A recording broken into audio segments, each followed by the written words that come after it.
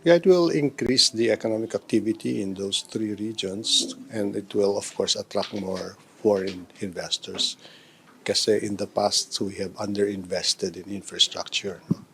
If I remember right, during the last 50 years, parang 2% lang ng GDP ang tinidevote natin sa ekonomiya. No? And as a result, we suffer in comparison with our ASEAN neighbors. Nung time ni Digong, we tried to start the yung build, no? So we devoted something like 5 to 6%. And ngayon pagpapatuloy pa natin. But with a twist, ngayon we will encourage the private sector to get involved in the Build Better More program of the President. Ang objective naman nun, because right now, marami na talaga tayong mga ready to implement projects. Ito, mga siguro easily around 200 ready to implement projects. And this is only part of that.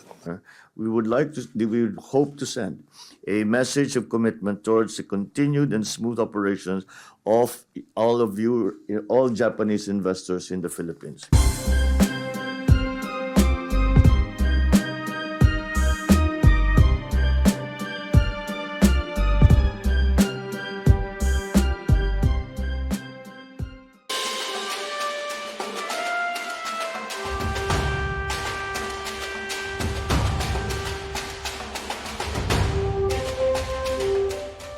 Sinabi din ng ating Pangulo na mahalaga yung partnership between the ship owners and Filipino seafarers.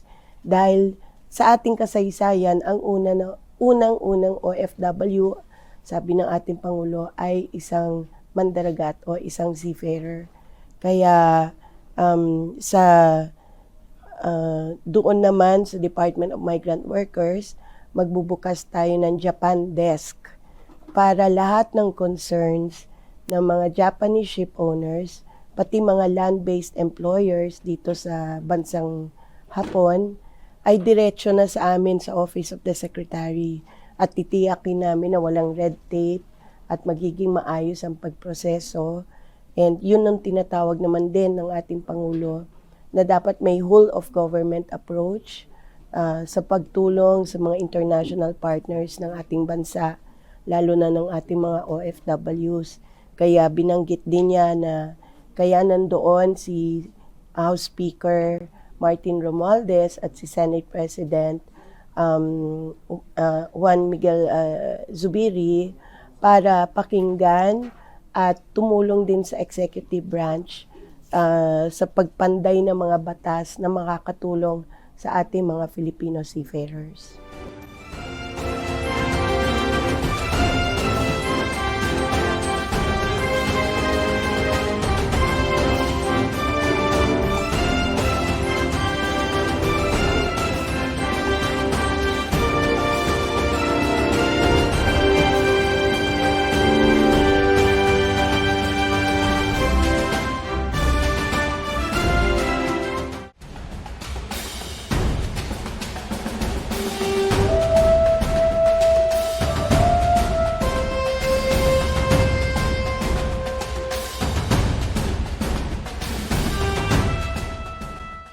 Tourism has always been highlighted as one of the most important, traditionally most important areas for which development is become a critical part of our economic life. In my first State of the Nation address, I have identified the tourism industry to be among the top priorities of this administration, anchoring to the fact that during pre-pandemic times, it contributed 12.9, close to 13% of the country's gross domestic product. We are banking on this potential to reshape the industry to be one of the key economic drivers of the country. We are well on our way to recovery. This, I assure you, with more than 2.65 million foreign visitors we have welcomed last year, that exceeding the initial target of 1.7 million. But more than just being a major economic driver, we see the tourism industry to be a great pillar that fosters a deep love and pride of our country.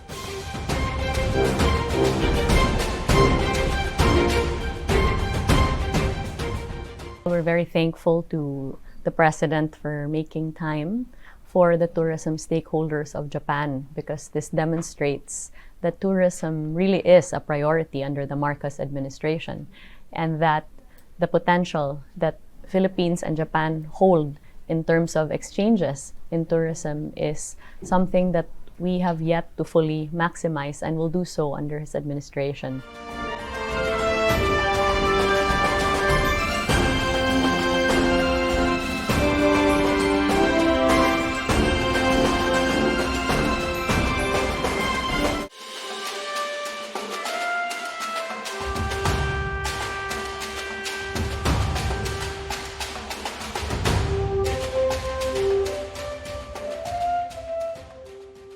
Yeah, it will increase the economic activity in those three regions, and it will, of course, attract more foreign investors. Kasi in the past, we have underinvested in infrastructure. No? If I remember right, during the last 50 years, parang 2% lang ng GDP ang tinidevote natin sa ekonomiya. No? And as a result, we suffer in comparison with our Asian neighbors. Nung time ni Digong, we tried to start the yung build, no? So we devoted something like 5 to 6%. And ngayon, pagpapatuloy pa natin. But with a twist, ngayon, we will encourage the private sector to get involved in the Build Better More program of the President. Ang objective naman nun, because right now, marami na talaga tayong mga ready to implement projects. Ito, mga siguro easily around 200 ready to implement projects. And this is only part of that.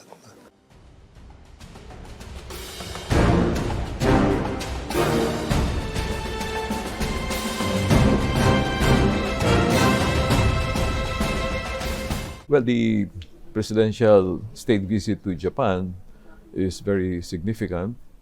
Its importance lies in the fact that it affirms our commitment to further strengthen our economic partnership with Japanese government as well as the Japanese private sector companies. This morning, we have met with 11 major Japanese companies that have investments in the Philippines, and the dialogue has enabled our Japanese partners to air their concerns, and for us on the Philippine side to explain what we're doing to resolve their concerns. The most important insight is the fact that almost all the companies said that their operation in the Philippines is very important in the whole scheme of things for each of the companies. They have locations in other countries, but the Philippines is one of the most important locations for most of those companies. The other thing that became very clear is that all are looking forward to making additional investments in the Philippines by way of expansion and by way of strengthening their R&D work in the Philippines, in our country. I think that's very important. And the Japanese companies have also emphasize that with their added investments, they'll be able to employ more Filipinos. A few of the companies said that they are themselves helping in the training of their Filipino employees, so that the Filipino employees in their companies would be in a position to assume higher level positions. Well, under PDP 2023-2028, our goal is to transform the Philippine economy into one that's export-oriented, industrial-driven economy. And the Japanese companies that are present in the Philippines are all in manufacturing operation. And their operation or operations will definitely contribute to this effort to transform the economy to an industry-led development. Well, we will try to sustain it to the extent we can. Of course, there are many challenges which are global in nature, over which we do not have full control. And the way we will sustain it is, of course, by attracting more investments into the country. particularly from countries that have already long experience in making investments and running operations in the Philippines, like Japan. So that's how.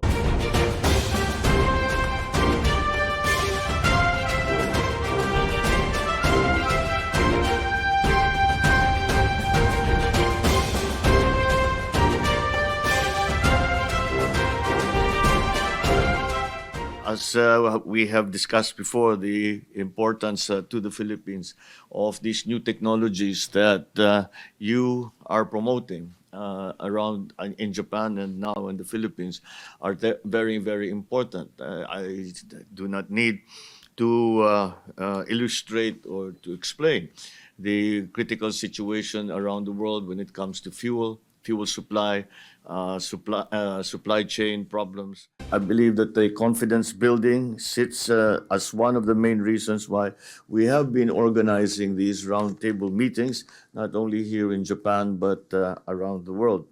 And I believe that by initiating dialogue and addressing issues in an interactive and a proactive manner, we would hope to send a message of commitment towards the continued and smooth operations of all Japanese investors in the Philippines. We aspire to become hubs of excellence for sectors where we have a natural comparative advantage. We want the country to attain the status as a regional hub for printers, wiring harnesses, and other electronic goods.